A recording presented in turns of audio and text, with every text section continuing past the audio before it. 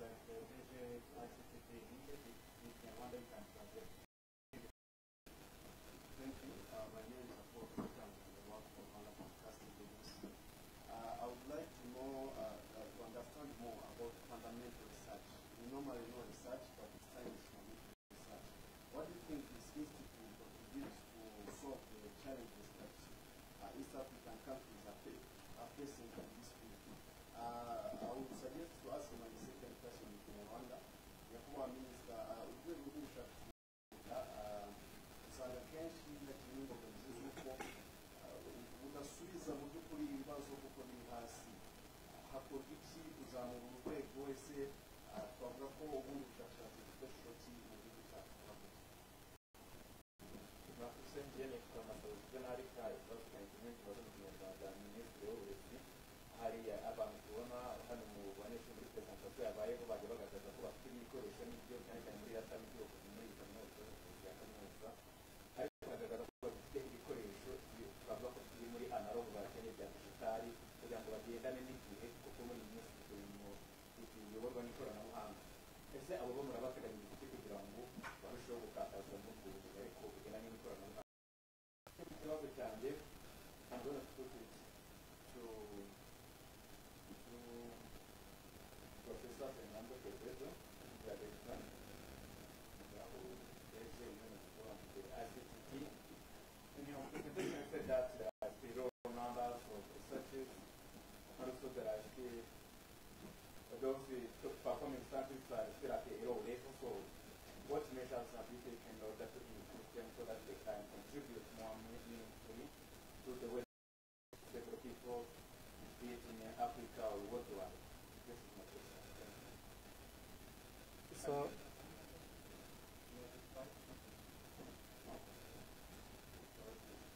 So let me start with the question about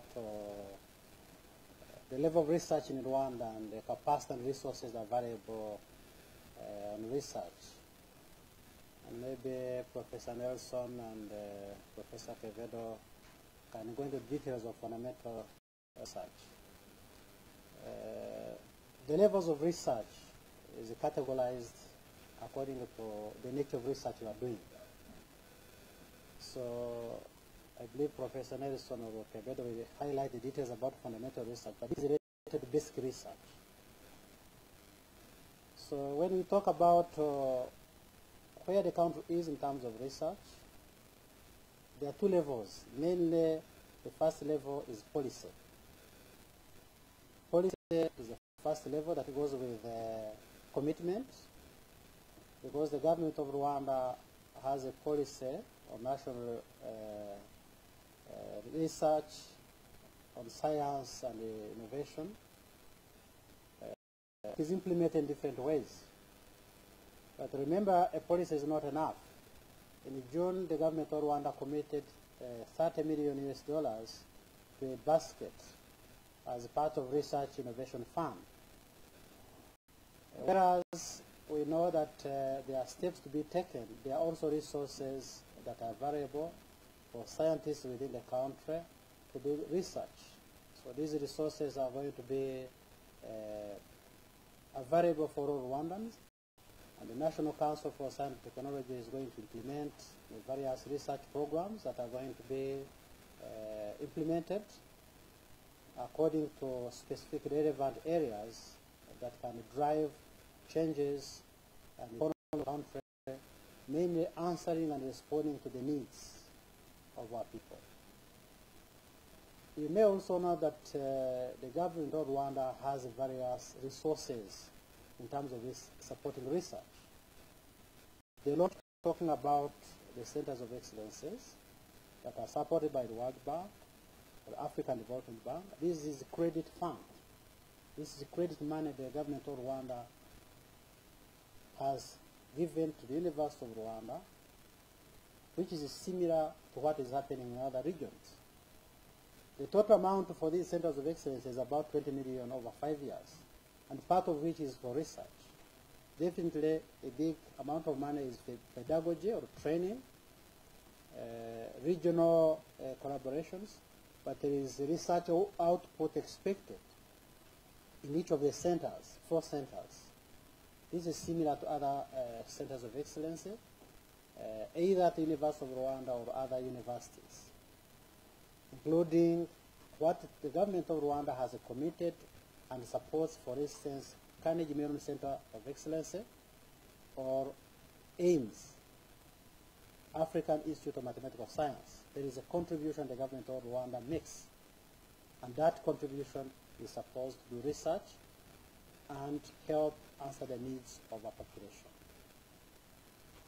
I believe that that's quite important, and if we utilize the variable resources, then at the end of the day, we can be able to answer the needs of our people. Looking at to the essential questions is what fundamental research needs, and I think it's a very, very valid question. So we know there is a huge gap between developed and developing countries, and usually a big part of that gap is because of the lack of people trained in scientific and technology subjects in developing countries. So people are understanding that, and there is a typical mistake that usually is made once and again, is that they say, okay, so we need that technology this country is developing, let's absorb that technology and use it here. So we don't need to start from scratch, from zero, because everything is being done already in the United States, in Europe, or in Asia. And that's why, at the end, things are not done here or in Latin America or poorer countries in Asia. So we need this basic part, this basic component of science, which is what we call fundamental research. So, for instance, if I ask anybody to name what are the names of scientists that you can recognize, and people always say Newton, Einstein, Hawking, and these are the people who were doing fundamental research. They were not doing applied research, and those are the ones who made an impact that lasted for many years. So essentially, that is the kind of things that people in our countries, my country in particular, will suffer from that. They don't appreciate that this component of science has to be done, because what we need is a culture of science. So we need in a country to have people who are trained to think, to question things, and to come up with fundamental ideas, and then think about the applications in the due process. That doesn't mean that we don't need applied subjects. We need both. We need fundamental and applied. And also now the border between the two are becoming not well defined. For instance, in STP we do fundamental research also on subjects that have impact for instance, for renewable energies. So we have to study materials and so using modeling and so that have direct impact with people designing solar panels, for instance. And the same thing with climate change. Climate change is one of the biggest challenges we have, and we need fundamental research for that. So people doing modeling for climate change is crucial for addressing the big challenges we have. So it's the key word for me there is culture of science. Usually when people talk about culture, they think about art, literature, and so on, but science is part of our culture, and we have to create that culture in our countries, and that's what fundamental research does in this country. So that I think is what we try to emphasize. And again, so we're here to work together. At first, you mentioned the other institutions like Carnegie Mellon or AIMS. We have similar targets or similar goals, and each one in a different specialty. And then I think we all together can make Kigali or Rwanda in general a hub for many activities in science, fundamental research and more applied research. Maybe I can just add to what Dr. Vada said. I think previously there was a mistaken belief that fundamental research was like something the scientists do for a hobby. It's like playing around, not really direct application. But this, as he says, is going away, because even if you start with the simplest research, I can think of maybe research on solar cell. which eventually build up the photovoltaic cells that generate solar energy. You can do fundamental research to understand how the solar cell behaves. That's very fundamental, how the different electrons and so on move. But eventually, that leads to the development of a better cell, more energy efficient, to be able to build a bigger unit. Now, once the unit is built, you look at the applied research for now, you're trying to see how that unit that has been built can produce energy to supply different types of loading. Another example I can give, maybe in agriculture, you may find somebody doing fundamental research to understand the basis of colors of flowers and so on, and how they attract bees. That's very fundamental. But eventually, if you find that, for example, a particular color is attractive to certain types of bees, and you know bees are very important in pollination and production of fruits, maybe you can even change the color of certain fruits so that they attract more bees for bigger production of fruits. Starts with very fundamental research on colors and flowers and the area of bees, but eventually it leads to production of growth of better plants that produce better food. So this distinction of fundamental and applied is becoming very, very thin nowadays because there is no useless research. Whatever you do, it has to find application. It might not be immediate, but you can imagine the kind of work that was done by Newton and Einstein and so on many, many years ago. Some of it is finding application.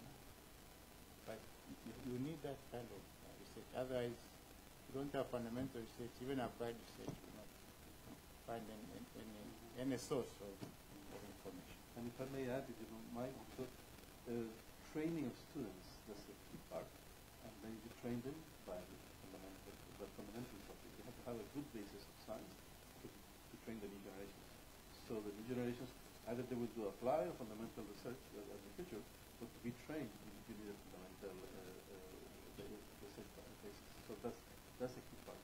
That's a training for training students and also to attract students to science. Because I usually say that the students are the ones, that the scientists, we are the ones who invest the most in any scientific endeavor. The scientists are the ones that we are investing our whole career. So, and why is it that we study science? Because we get fascinated by cultures, by curiosity, and so on. So in that sense, My question was clear enough for that. When what you and your train so that those countries, especially those developing countries, scientists can, in order to increase the numbers of research conducted, so that those scientists, or especially those small ones, can turn into PhD authors or scholars in order to contribute the economy into the well-being of their people. yes, absolutely. So I think we have as the minister said also in his presentation, the number of the needs of PhDs is huge. So it has to be with individual countries. It is not going to be with UN planning for certain countries. Every country has to plan for itself, and every country has to have priorities. I was emphasizing the fact that we have prioritized in terms of policy but also implementation the need to strengthen science. In terms of policy but also in terms of availing resources, for instance, to train people by supporting various centers of excellence, supporting the various universities, but also giving resources for research. So one would expect that UN should not support individual countries in developing, but these countries should have specific framework and policy for themselves to develop. And then from there, that's when other countries, either within the region or globally, are going to have a basis for partnership so that growth in terms of capacity and research continues to be realized. I gave an example of the PACET, the partnership. When I was giving my remarks, I gave an example of a partnership for applied research and technology, engineering, and innovation, Because some countries, I gave example, countries of Rwanda, Ethiopia, Kenya, Ivory Coast, and Senegal have decided to put in money, 2 million each. That's 10 million. And because there are these resources for training PhDs, the World Bank volunteered to say, well, we can also contribute 15 million. the Republic of Korea said we can also contribute. So individual countries have to do something themselves before other countries can support. I'm sorry to be abroad, but would you please like to tell us the number of PhD holders we have here in Uganda? PhD holders. So we have to do statistics about that. I cannot tell top of my head that we have so many PhDs in the country. Why? Because it ever evolves. The numbers of PhD that may be in the country, like last year or last week, they have changed by a few others graduating in June. So I can't tell you right away that we have so many number of PhDs, but the most important thing is that there is a policy to train postgraduate students, both masters and PhD, all of whom are going to contribute towards scientific discoveries, innovation, to contribute towards the social economic development of our nation, and finally the well-being of our people. One thing that is, there is a study made by a section of UNESCO called Close Team, and they go to each country and study the whole situation of science, the number of students, the number of PhDs, the number of professors, research institutions, and so on. They have done it for 6 to 7 countries worldwide, and one of the first was Rwanda.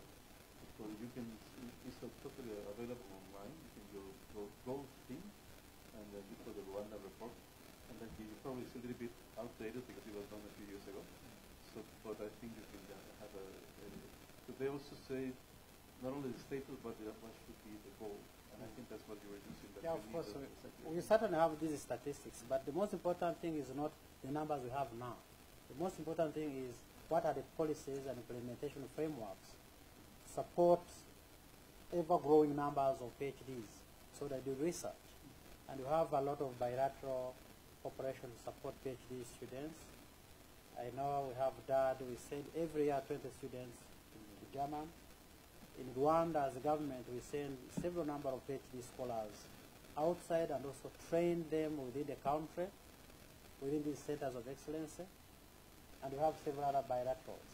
So I guess the most important is not the number, but what policy framework is there to increase the numbers, but also not only increase the numbers, but also ensure that those who are valuable are given opportunities to do cutting-edge research. Maybe I can give you an idea. University of Rwanda, we have about maybe 207 staff members, PhDs. These are the majority in the country. You have a few ones scattered in research centers, higher learning institutions. So probably around 400 in the whole country. But that is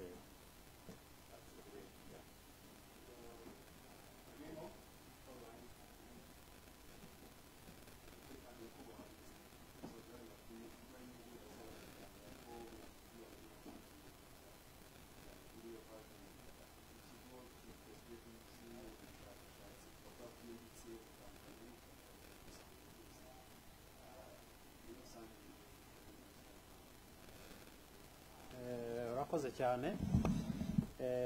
Twahoze tubiganiraho turi mu nama kandi numva abatanze ibiganiro bose babivuze. Ubu ni ubushakashatsi bugiye gutangira mu gihugu ariko bushingiye ku nyigisho z'iyi center. Iyi center yo yitwa East African Institute for Fundamental Research. Iyi center rero yatangiye ku bufatanye na ICTP Tresta Itare. Duba byasobanuye ku buryo buhagije yuko ari center ikora ubushakashatsi cyane cyane mu bya physics. Kandi ku isi mu rwego rwo hejuru iyo bise category 1 mwumvise ko ari centers ebyiri, imwe iri muri Canada Toronto, indi iri muri Tresta Italy, hanyuma hakabaho n'izindi zitandukanye zo muri category ya kabiri kurikije UNESCO standards. Ebyiri zikaba ziri muri Ghana ngira ngo na Senegal, Ghana and Cameroon, Rwanda twaba twalaunchize uyu munsi ya gatatu. Bikaba ari ishema rero rikomeye cyane kuko leta y'u Rwanda yasinye amasezerano na UNESCO mu mwaka ushize mu kwezi kwa mbere kugira ngo iyi center itangire. Ariko nk'uko mwabyumvise ntabwo ari leta y'u Rwanda gusa ifitiye inyota yo kugira ngo ubushakashatsi bukorwe mu bya physics no muri science, ibihugu byose bifite iyo nyota kugira ngo mwumvise ko Professor Kevedo yavuze yuko mu byumweru bikeya bazajya muri China kulocinga isimira center. Ni ishema kuri twebwe rero kuko bizahindura imibereho y'abanyarwanda kuko ubushakashatsi muri science buzajya bukorwa buzabugira ingaruka guhindura imibereho y'abanyarwanda cyane cyane yuko hari ibyo buzajya bufasha mu kugira ngo abanyarwanda bamenye. Ariko mwabonye ko tunabivuga cyane tukavuga tuti abarimu bigisha muri iyi center batanu babonye ko bose ari abarimu bavuye ku isi hirya no hino bakomeye, bazajya nabo bakora ubushakashatsi bigisha kandi bafasha kugira ngo bakorane n'izindi centre nk'iya Italy Tresta n'izindi kugira ngo bizamure ubushakashatsi kandi n'ubushobozi bw'igihugu cy'u Rwanda muri rusange. Urakoze.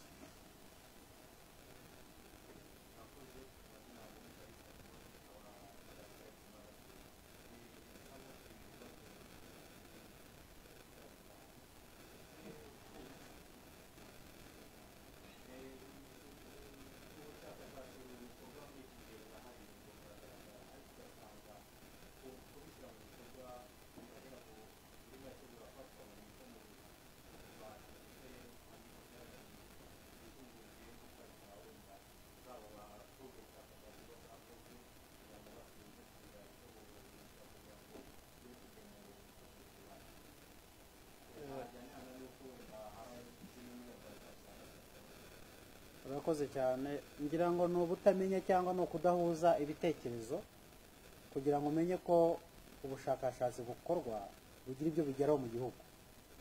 Professor Nelson yahoze atanga urugero rwa solar energy kugira ngo mwibutse yuko Itumba IPRC bafite ubushakashatsi bakoze ku buryo nabo basigaye bakora solar energy. Niba ukurikira uburyo abantu bajya mu modoka bagashyira amafaranga kuri karite electronicale tap and go, ni kimwe mu bushakashatsi bwakozwe muri IPRC Kigali. Niba ukurikira hari ubundi bushakashatsi bugenda bukorwa buhoro buhoro bugira ibyo bugeraho. Natanga izindi ngero ngira ngo ujye ubibona ku gihe. Hari umwana watangiye innovation atangira gutekereza nabigiraho ne kugira ngo nkore drone. Iyo innovation iyo atangiye kubikora gutyo burede bari ubushakashatsi nubwo butari fomo twaramuhamagaye tumushyira muri IPRC arimo gukorana n'abandi muri innovation kugira ngo barebe uko bazamura ubushakashatsi. Ubushakashatsi burakora ahubwo dukwiriye gutekereza uburyo twazaya tubihuza tukamenya ngo se biragera kuki naho birahari. Ikindi no kugira ngo nibutse abadukurikira yuko itariki 20 z'ukwezi gutaha hari Africa Skills Competition muri TVET. Ibihugu nk'icumi bya Afrika bizaza gukora competition kugaragaza innovation. Innovation burya abari product y'ubushakashatsi biba byavuye mu bushakashatsi, bazaza nabo gukora competition bagaragaza ibyo bagezeho mu bushakashatsi. Ni byiza rero kugira ngo ahubwo duhuza uburyo tumenya ibigezweho cyangwa bikorwa bishyirwa ku isoko bihuriye n'ubushakashatsi buba bwakozwe. Naho ubushakashatsi mu gihugu burakora kandi turatekereza ko mu gihe kizaza buzagenda bubyara umusaruro buhoro buhoro tukagira aho tugera.